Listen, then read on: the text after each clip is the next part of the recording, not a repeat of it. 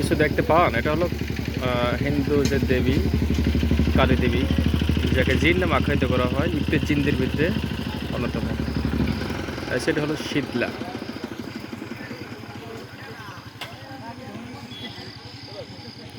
এখানে অনেক প্রকার কাজ করানো যায় আর কি। দেখুন, এটা কিন্তু চতুর্দিকে কোনো বেড়াও নেই।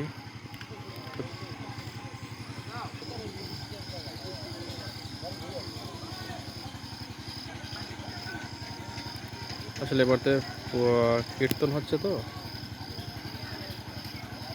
তো আমাকে ইনভাইট করেছে, আমি তো আসলাম, একটু দূর থেকে দেখলাম, একটু দাঁড়িয়ে ভিডিও করছে আর কি। এটি বিশাল বিশাল কাজ করানো হয়, বা যা মূলত যারা তান্ত্রিক পরিকল্পনা করে মূলত তারা করে থাকে। সম্ভবত যা দেখে বোঝা যাচ্ছে, আমি আমার জ্ঞানে বা ধ্যান চোখে যেটা বুঝতে পারি, জাগ্রত জাগ্রত মানে সবসময় এখানে অ্যাক্টিভ থাকে আর কি।